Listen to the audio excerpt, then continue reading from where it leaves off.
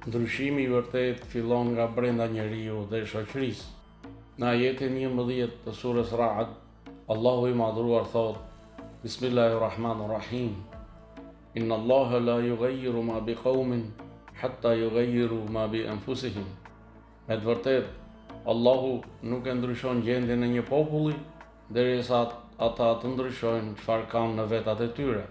Ky ajet I begat tregon se ndryshimi I vërtet fillon nga brenda njeriu dhe shoqërisë. Allahu I ka dhënë njerëzve vullnet, arsye dhe përgjegjësi.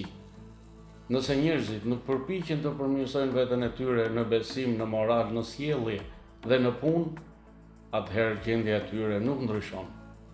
Pra, nëse një popull është në vështirësi, pa drejtësi apo varfëri, ata duhet të ndryshojnë mendsinë, moralin dhe veprimet.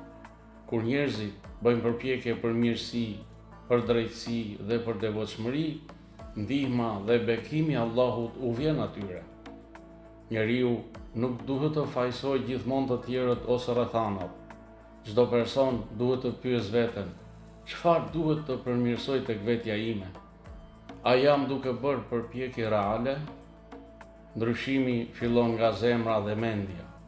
Ndryshimi nuk është vetëm me fjalë, por me qëllime, me moral, me sjellje, me disiplinë dhe me vepra dhe punë.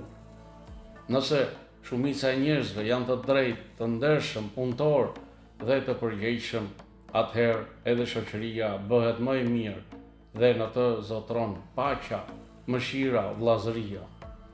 Ky ajet është shumë aktual sot si në nivel personal, ashtu edhe në nivel shoqëror dhe shpirtëror. Shumë njerëz duan sukses, por nuk ndryshojnë zakonet, disiplinën dhe mënyrën e të menduarit. Ky ajet thot se përmirësimi fillon nga vetja. Nëse dikush dëshiron një jetë më të mirë, duhet të ndryshojë zakonet e tij, punën, edukimin, karakterin. Shpesh njerëzit ankohen për korrupsionin, padrejtësinë, varfërinë dhe mungesë zhvillimi. Ajeti na udhëzon se një shoqëri ndryshon vetëm kur njerëzit e saj ndryshojnë. Kur ata bëhen të drejtë, kur refuzojnë padrejtësinë dhe kur punojnë dhe kontribuojnë për të mirën. Nëse një popull largohet nga morali, nga drejtësia, nga besimi, atëherë mund të humbas begatitë që kishte. Por nëse kthehet te e mira, Allahu mund ta përmirësojë gjendjen e tyre.